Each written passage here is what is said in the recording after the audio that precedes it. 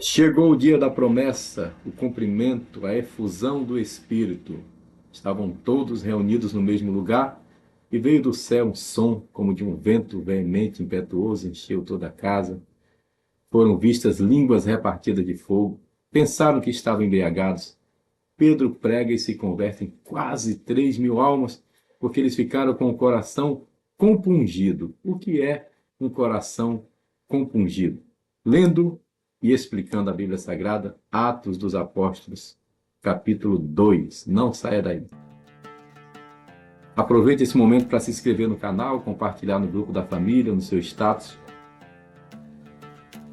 Estou lendo a Bíblia toda, e é lendo e explicando a Bíblia Sagrada. Se você desejar acompanhar comigo, essa já é a segunda leitura. Nós já lemos a Bíblia toda uma vez e estamos lendo pela segunda vez aqui no canal. Glória a Deus. Sejam todos bem-vindos. E cumprindo-se o dia de Pentecostes. Pentecostes era uma festa judaica, festa das cabanas, é um momento em que 50 dias após a Páscoa, por isso esse nome, Pentecostes, estavam todos concordemente no mesmo lugar, ou todos reunidos no mesmo lugar. E de repente, tem um hino do grupo Voz da Verdade, é de repente que acontece. E de repente, veio do céu um som como de um vento veemente e impetuoso e encheu toda a casa em que estavam assentados. Eles estavam no cenáculo. Vento veemente da ideia de constante, impetuoso da ideia de força. Ninguém podia parar, reter esse vento. Era o próprio Deus, era o Espírito Santo chegando na terra. E foram vistas por eles línguas repartidas como que de fogo, as quais pousaram sobre cada um deles. Então, era uma experiência generalizada, mas cada um recebeu a sua língua de fogo. E todos, olha aí, todos foram cheios do Espírito Santo e começaram a falar noutras línguas, conforme o Espírito Santo lhes concedia que falasse. Esse fenômeno aqui, glossolalia, é um fenômeno muito interessante, porque nesse momento ele não estava falando, como muitos dizem, a língua dos anjos, não, estava falando noutras línguas, diversas línguas, tá? Diversas línguas, conforme o Espírito Santo lhes concedia que falasse. Era um mistério aqui, tá? E em Jerusalém estavam habitando judeus, homens religiosos de todas as nações que estão debaixo do céu. E quando aquele som, olha, que o negócio foi tão forte que se ouviu. Já pensou, você está num culto e você ouvir Deus chegando?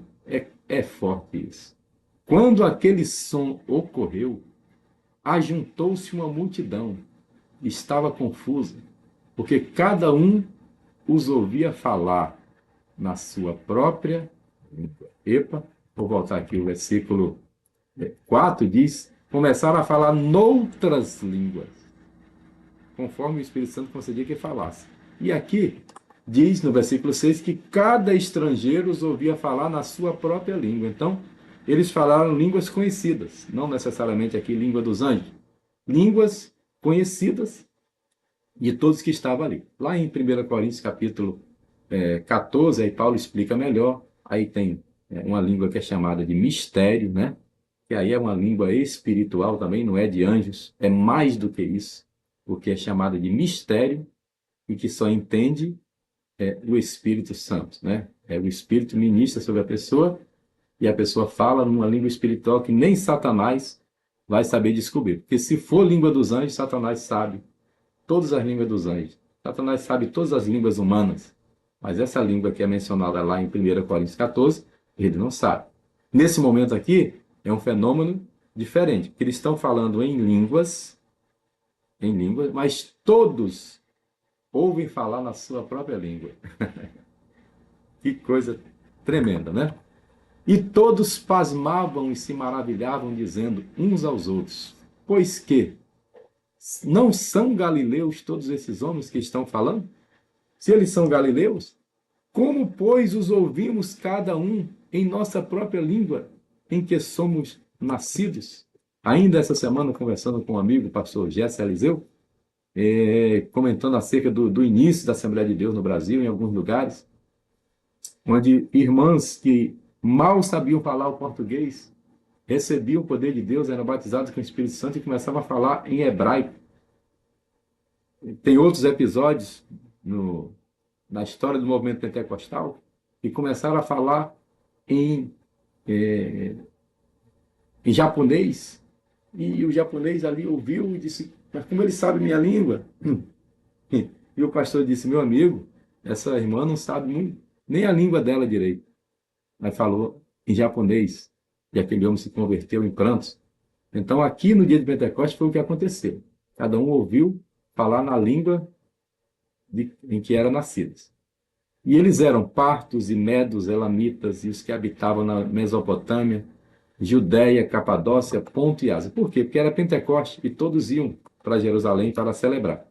E Frígia e Panfilha, Egito e partes da Líbia junto a Cirene, e forasteiros romanos, tanto judeus como prosélitos. O que era? Judeus, nascimento. Prosélito é aquele que se convertia ao judaísmo e também ia lá para celebrar essa festa judaica chamada Pentecostes. Esses eram chamados de prosélitos, convertidos ao judaísmo. Cretenses e árabes, cretenses da ilha de Creta e árabes, todos nós temos ouvido em nossas próprias línguas falar, o que é que eles falavam? Das grandezas de Deus. E todos se maravilhavam e estavam suspensos, dizendo uns aos outros: o que quer dizer isso? Em outra tradução, o que é isso? E outros, zombando, diziam: estão cheios de mocho, estão bêbados, estão embriagados. No 13 diz que estavam embriagados. Achavam, né? Pedro, porém, versículo 14, pondo-se em pé com os 11, olha o Pedro corajoso agora, cheio do Espírito Santo, levantou a sua voz e disse-lhes: homens judeus, ou em outra tradução, varões galileus, e todos os que habitais em Jerusalém, seja-vos isso notório, e escutai as minhas palavras. Estes homens não estão embriagados como vós pensais, sendo a terceira hora do dia, era 9 horas da manhã. Terceira hora do dia, era 9 horas da manhã. Os judeus contavam em duas partes, noite 12 horas e dia 12 horas. Então, nesse momento era 9 horas da manhã, terceira hora do dia. Mas isto é o que foi dito pelo profeta Joel. E nos últimos dias acontecerá, diz Deus, que derramarei do meu espírito, que do meu espírito derramarei sobre toda a carne. E os vossos filhos e as vossas filhas profetizarão. E os vossos jovens terão visões, e os vossos velhos terão sonhos. E também do meu espírito derramarei sobre os meus servos e sobre as minhas servas naqueles dias, e profetizarão. Aleluia. E farei aparecer prodígios em cima no céu, e sinais embaixo na terra, sangue, fogo e vapor de fumo, ou vapor de fumaça. Deixa eu mostrar aqui o versículo anterior, 18, sobre meus servos e as minhas servas. Veja só, gente. No Antigo Testamento, o Espírito Santo só vinha sobre reis, sacerdotes, profetas e nazireus. E em casos específicos, como Moisés orou por aqueles 70, e veio sobre eles o Espírito Santo, inclusive sobre Eldade e Medade, que estavam na tenda. Mas o servo não tinha direito aqui nem a salário, era só comida. E o Espírito vir sobre o servo significa que era algo assombroso. O Espírito Santo ser derramado sobre servos, sobre criados, isso não era comum. Prodígio no céu, já li, e o 20 diz: o sol se converterá em trevas e a lua em sangue antes de chegar o grande e glorioso dia do Senhor. Aqui Ezequiel é uma profecia longa, né? E a profecia às vezes ela vence 2.000 anos em um versículo, né? Então ele já fala aqui da efusão do Espírito e já fala também do tempo do fim. E acontecerá que todo aquele que invocar o nome do Senhor será salvo. Homens israelitas, escutai estas palavras. Que pregação, hein? A Jesus Nazareno, homem aprovado por Deus, entre vós com maravilhas, prodígios e sinais, que Deus, por ele, fez no meio de vós, como vós bem sabeis, a este que vos foi entregue pelo determinado conselho e presciência de Deus, prendestes, crucificastes e mataste pelas mãos de injúria. Respondendo à pergunta da época do filme Paixão de Cristo, quem matou o Senhor Jesus não foram os romanos.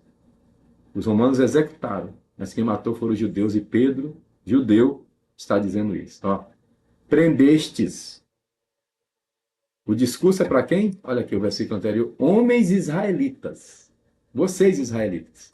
Prendestes, crucificados e mataste pelas mãos de injustos. Vocês entregaram para os soldados romanos para executar. Ao qual Deus ressuscitou, soltas as ânsias da morte, pois não era possível que fosse retido por ela. Aleluia! A morte não pôde conter o príncipe da vida. Porque dele, disse Davi, sempre via diante de mim o Senhor, porque está à minha direita, para que eu não seja comovido. Por isso se alegrou o meu coração e a minha língua exultou, e ainda a minha carne há de repousar em esperança. Aqui Pedro está citando, cheio do Espírito Santo, um salmo de Davi. Pois não deixarás a minha alma no inferno, nem permitirás que o teu santo veja a corrupção. Inferno aqui é Hades. Fizeste-me conhecer os caminhos da vida, encher-me-ás de alegria na tua presença. Homens e irmãos, seja-me lícito dizer-vos, olha o Pedro, livremente acerca do patriarca Davi, que ele morreu e foi sepultado entre nós. E entre nós está hoje a sua sepultura, sendo, pois, ele profeta. Davi era profeta.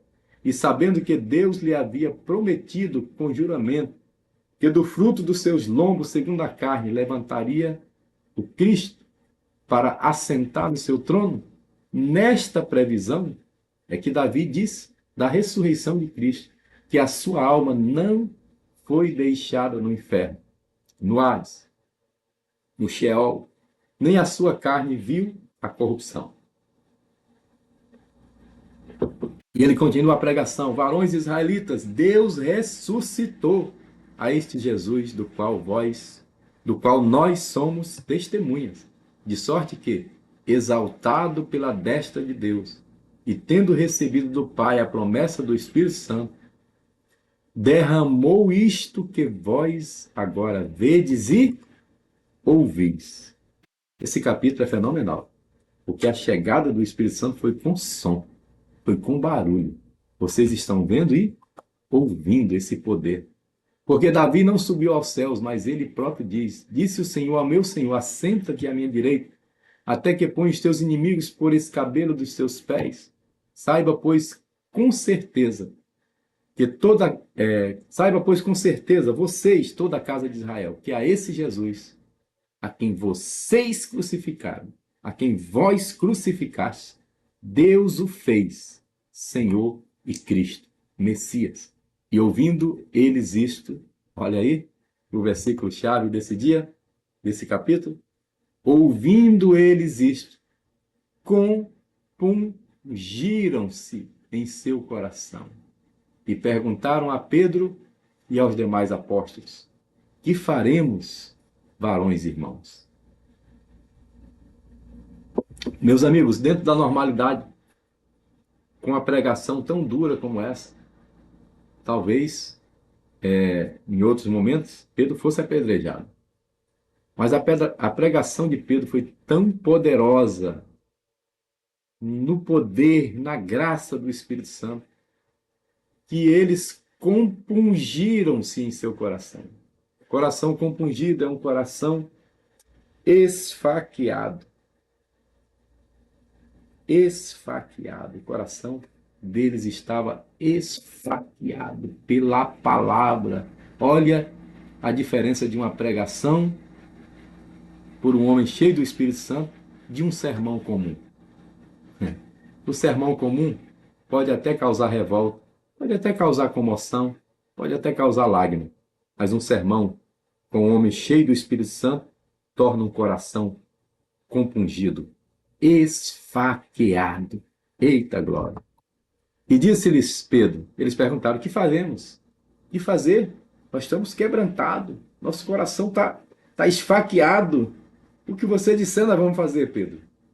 Disse-lhes Pedro, arrependei-vos e cada um de vós seja batizado em nome de Jesus Cristo, para perdão dos pecados, e recebereis o dom, isso que eu recebi aqui, esse poder de falar em outras línguas, vocês vão receber o dom do Espírito Santo. Tem o dom do Espírito Santo, tá? Existem os dons do Espírito Santo. O dom do Espírito Santo é o recebimento do próprio Espírito. Os dons é o recebimento dos dons ministrados pelo Espírito. Porque a promessa não é só para mim, não é só para os 12. A promessa diz respeito a vós, a vossos filhos e a todos. Eita, entrou João Neres na fila. A todos os que estão longe e a tantos quantos Deus nosso Senhor chamar. Se você já foi chamado, a promessa é para você também. E com muitas outras palavras, isso testificava e os exortava, dizendo, salvai-vos desta geração perversa.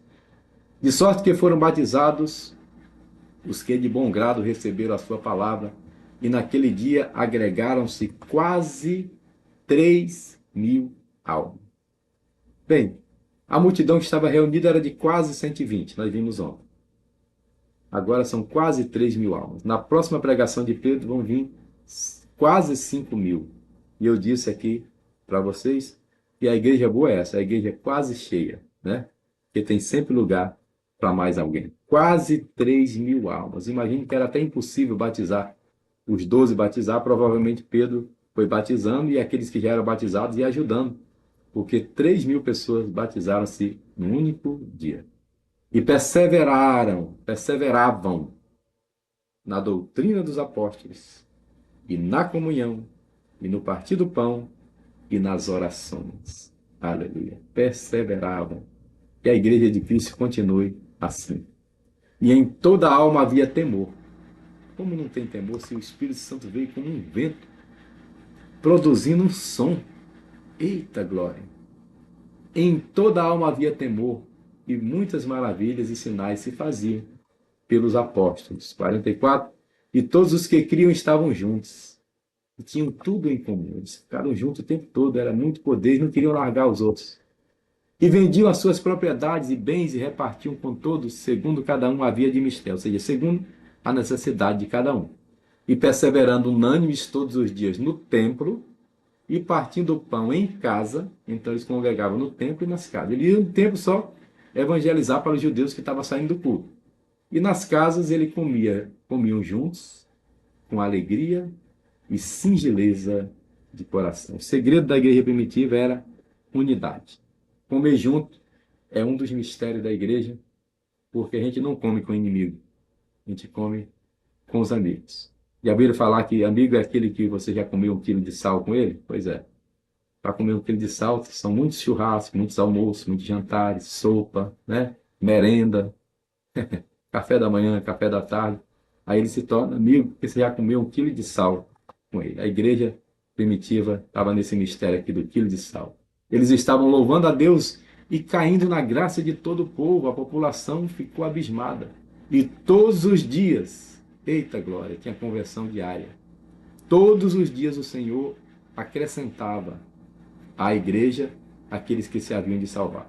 Todos os dias acrescentava o Senhor à igreja aqueles que se haviam de salvar. Glória a Deus. Essa é a Bíblia, a palavra-chave que eu uso aqui na live. Esse é o nosso cronograma de leitura. Recomeçamos a leitura da Bíblia toda, já fiz isso. Estamos repetindo essa leitura, né? Para a glória de Deus. Essa é a Bíblia do meu Pai, a minha inspiração. E hoje nós lemos Atos dos Apóstolos, capítulo 2. Glória a Deus. Senhor Deus, abençoe o teu filho e a tua serva, que dedicou, ó Pai, esses 19 minutos para aprender a tua palavra.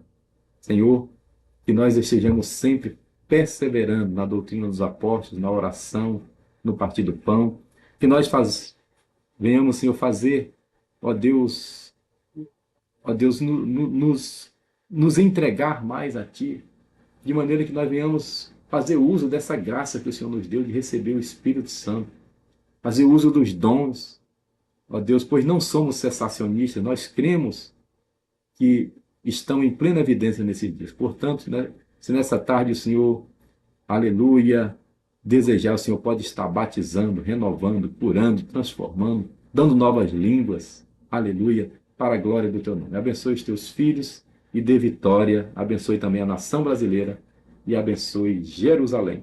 Eu oro em nome de Jesus. Amém e glória a Deus. E você disse amém? Compartilhe a live do pastor João Neres com mais alguém. Boa tarde, paz seja convosco.